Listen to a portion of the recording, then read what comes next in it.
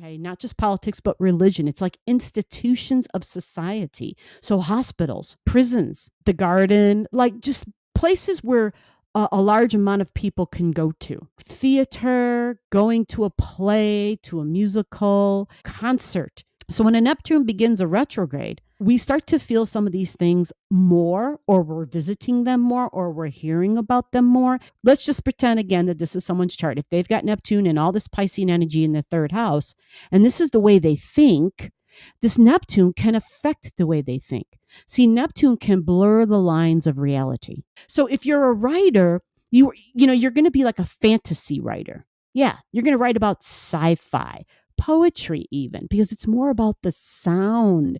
It's not a writer of news. No, no, no, no, no. This would be somebody who would definitely be distorting the news, because that's what Neptune does. It distorts the details. And see, the third house is all about keeping track of information and details. So if this was someone's chart, they'd be a super creative individual. And that's just the whole point of understanding how Neptune energy works. It's not about good or bad. It's about, if you have an abundance of this energy, this is the best way to channel it and the best way to use it. You're not going to be someone where I'm going to go to and say, hey, here's some details. Here's my finances. I've got all these, can you help me balance my checkbook? Can you help me figure out how to budget? Can you help me figure out like the cost of building a home and like those are things not for the Pisces or the Neptune mind. Not at all. Stuff like that is more Taurus, Virgo, Capricorn. Those are earth energies, right? The material, the tangible. Pisces is not material and tangible. It's spiritual, right? It's more about working with the 5D realm. It's prayer. It's music. It's fantasy. It's creating. It's taking something that's not yet in the 5D. It's taking that idea and saying, but I want to put this on paper, the sound of it. I can put the sound of it, or create film, because Pisces is images. That's why it takes words with poetry and makes music out of them. It doesn't work real well with details unless it's saying, well, I could put some music to that, right? Make some rap out of that. That's Neptune. That's Pisces. So when a retrograde begins, you can expect the information that you're getting, possibly because it's politics and politicians, and how that line blurs between, are they acting? Are they for real? Do they know what they're talking about? Because it's a performance. They have constituents. And when they're talking, they know their constituents are either listening or will eventually, it'll get watered down and it'll get regurgitated, and somebody somewhere will hear something, a clip of what they said.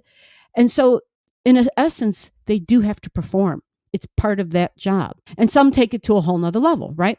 So when Neptune is retrograding, we can feel an increase of that and an increase of distortion of information. Because think of, if you ever picked up a glass of water and tried to look through it, and what does it do if you go to and you look at like words? It blurs it. You can't really see it. It all of a sudden the lines become wavy. Okay. So it's murky water, right? And what Neptune's goal is to throw a whole bunch of murky water at you. Because at the end of the day, it really is trying to teach you to see more clearly, to show you that man in general can blur the lines of reality, can blur things with their use of words, can distort information and facts, make things what they don't appear to be. Fantasy, sci-fi, to make music, to write screenplays, to write science fiction. Like, that is one of the most beautiful ways. Or to be a priest or a priestess, right? To lead people in prayer, to lead a group in meditation, or to sing and be an actor, be on the stage and perform, to dance and like ballet, right? That's how this energy gets used in the most positive way. When someone has a lot of this energy and they try to be factual with it, it's not going to turn out real well. You got to understand, it's not about them necessarily trying to purposely deceive you. They're just inherently going to be blurring what you would consider reality, because this is just how this rolls. It operates in water, and not even on top, but underwater.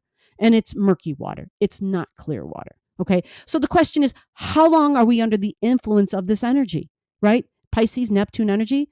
Let's go ahead on the chart and let's see how long we're under the influence. So this begins June 28th in the early morning hours. And if we jump ahead, this is important because it's going to go back to some degrees. It goes back to, I believe it's going to be all the way until like December of 2022. And for the US, we have elections in November. There it is, December 3rd. See how the color went dark? In case you didn't know where I was, here's my cursor. We're going over here. So we're going to the Pisces energy. There's Neptune again. And it's now at 22 degrees. Wait a minute. Let me keep the cursor on there so you guys can. It's now at 22 degrees and 38 minutes. And it's right next to Jupiter. Yeah, Jupiter's gone retrograde. We're going to talk about that next. I'm going to do a separate video and we'll talk about Jupiter's retrograde. Because right now, Jupiter is in Aries at 7 degrees when I'm recording this video. And look, because Jupiter goes through a retrograde, look where it's at this time. It's all the way back into Pisces. Yeah. We'll talk about that. And we'll talk about the meanings of Jupiter. So from the end of June all the way until December 4th, we are under a very strong Neptune retrograde. And this Neptune retrograde at the end of it here on December 4th is important for those in the US. Very important, because that 22 degrees in Neptune will oppose the United States natal Neptune in Virgo. And the US's birth chart, they have their natal Neptune at 22 degrees in Virgo energy. And when you have Neptunes opposing Neptunes, which is what that'll be, you'll have a Neptune over here, and then the United States will have their birth Neptune here. Okay. That's pandemic energy. And so, common sense with the COVID, astrologically said the pandemic is in the endemic phase, but this will be the first winter.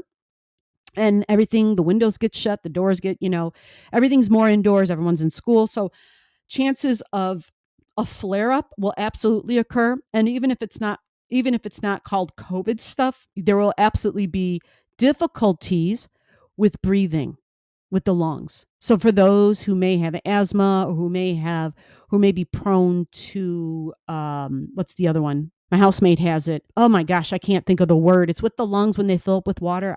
My brain's not there right now. So you know what it is. Tell me in the comments.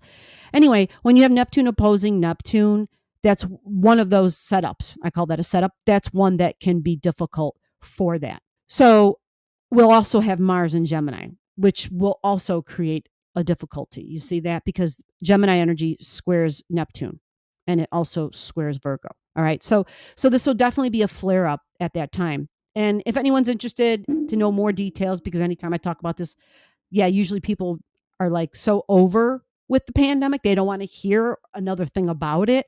And I certainly don't want to create a video that nobody wants to hear anything about. However, I may do it because I think it's valid that next generation will at least have this information to use, because Neptune will come back here to this degree in 100 years. Yes, it happens every 100 years. I know, right? You think we would have known a little bit more, because we're so advanced now, right?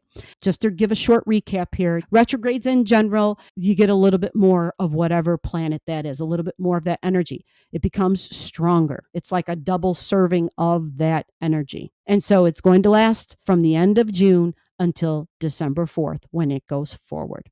Thanks for watching. And if you enjoyed this episode and if you want to see more, please let me know in the comments.